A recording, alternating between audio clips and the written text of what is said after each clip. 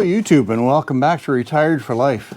Yeah, life has been pretty busy this last little while, along with all the snow and all the other duties I'm taking care of around the house, and a number of breakdowns that we've had with the big tractor and other things down at Arts.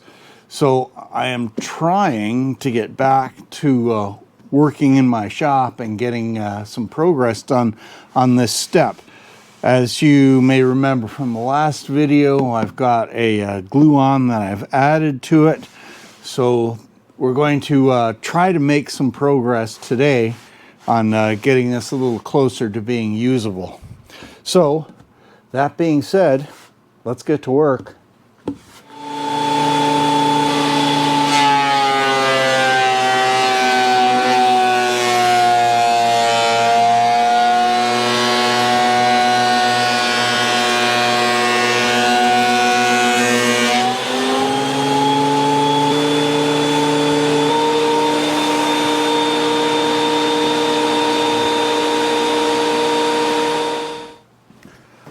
All right, so there's our step. It's nice and flat. We got the right height. We're just dry fitted together at the moment. I also want to close this in, so I'm going to cut a board that's going to fit in here. So I'm going to cut this back here and put a 1-inch thick pine board and fit it in there. I'm going to cut this back 1 inch so it's out of the way. So I've got to get out to the wood rack, which is outside, and it's just getting nice and cozy in here. Anyway, gonna go out to the wood rack and see what I've got out there. Hopefully I don't have to go up to the drying tent for a piece. All right, let's see what we got. All right, so there's our end piece. Now I've already planed this down to a 1-inch thickness, so it's basically going to go in this space here. So I've got to take this support off, cut 1 inch off of it, then cut a rabbet into the bottom here and the back of this piece about a 1/4 inch deep and 1 inch wide to make room for this board. Once we've got that done, then we'll cut it to its finished length so it fits in there nice and close. All right, we've got our back support, that inside piece cut back by 1 inch. So I'm now going to cut the inside of the front piece. So we're going to do that with the router. So I've got my depth already set to 1/4 inch. And on my first pass, I'm going to go back about 5/8 of an inch. Kind of get the feel for it before I go to the full 1 inch.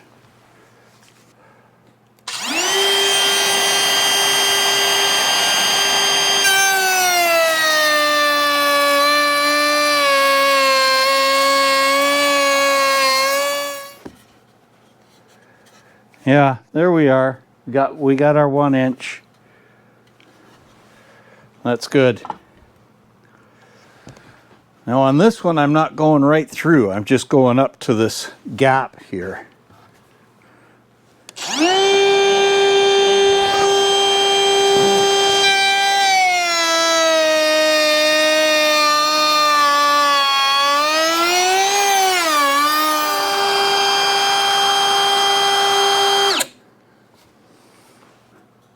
Yeah, that's good. I'm happy with that. Hey guys, so the next thing I want to do is get my height. So I've got my thickness, I've got my rabbet cut in there.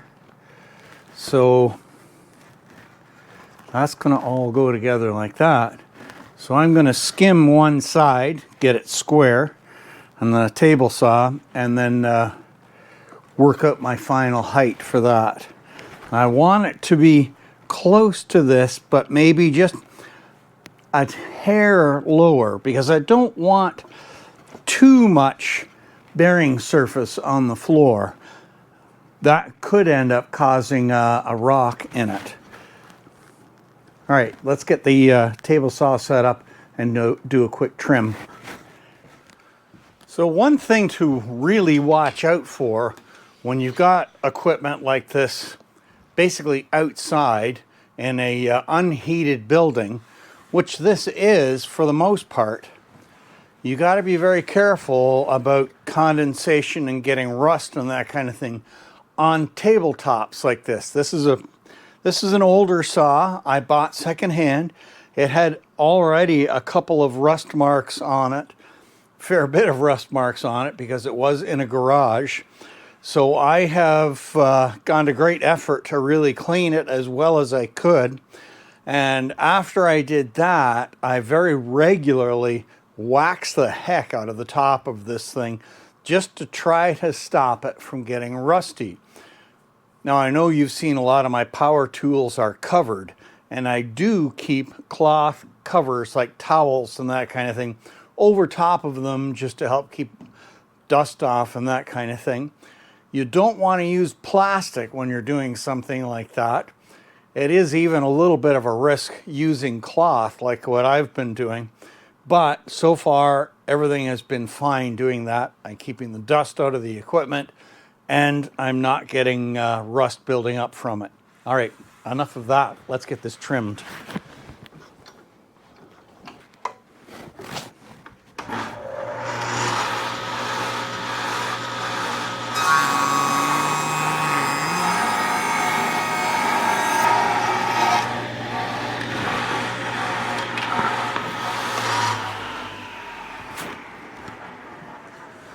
All right, there's my first nice square edge.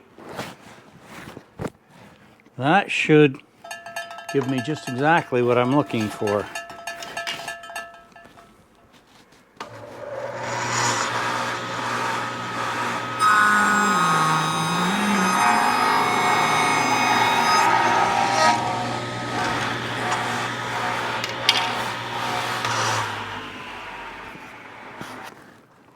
Okay, that's what we want. All right, all we need to do now is our length. All right, let's go to the cutoff saw. All right, there's our step.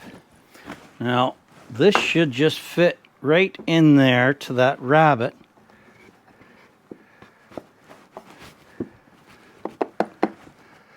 Just like that. So this is still just dry fitted. There's nothing fastened up tight here. So there will be a couple of screws go through the back here. A couple of screws go through the front. Those ones I can fill. And then it will get glued up here.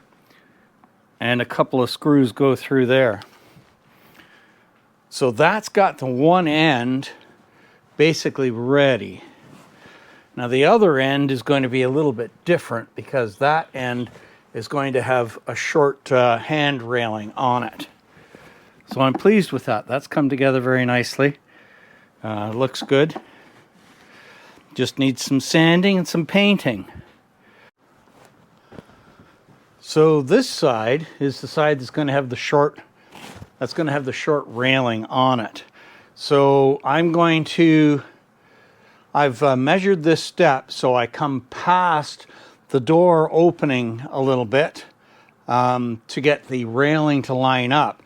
So I'm going to use an 8-inch wide piece of pine to go in here and a 1-inch thick. So I need to cut an 8-inch notch in the top here for that piece to go against. But in order to have something solid to fasten it to, I need to do the same as I did the other side, put a block in here, but I need that block to be back far enough that I've got a 1-inch gap here.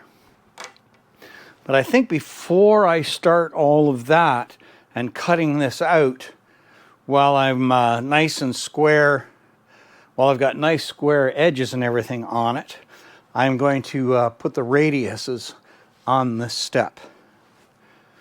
So we'll see what I've got for router bits for doing that. All right, so I have switched over to a 1/2 inch radius, and I think I was having battery issues. We'll find out here.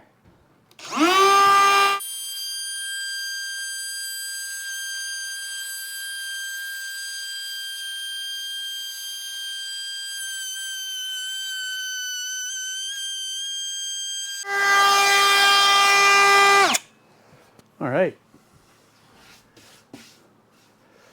That's nice. That looks good, guys. I'm happy with that. But that's a nice 1/2 inch radius in there. And the bottom edge, I'm just going to sand a bit. Okay, folks, so we've got our step basically done. We've got the one side done. We've got the front, got the back done. So next is the hand railing. But I think we're going to end this video at this point in time, and we'll pick up with the hand railing. But we're making progress. You know, it was good to be able to spend an afternoon out here in the shop playing with this. And with any luck, I'll be able to get back out again tomorrow. We'll see what tomorrow brings. Life's always an adventure. So with that in mind, remember to stay safe out there, be good to each other, and we'll see you out on the trails the next time.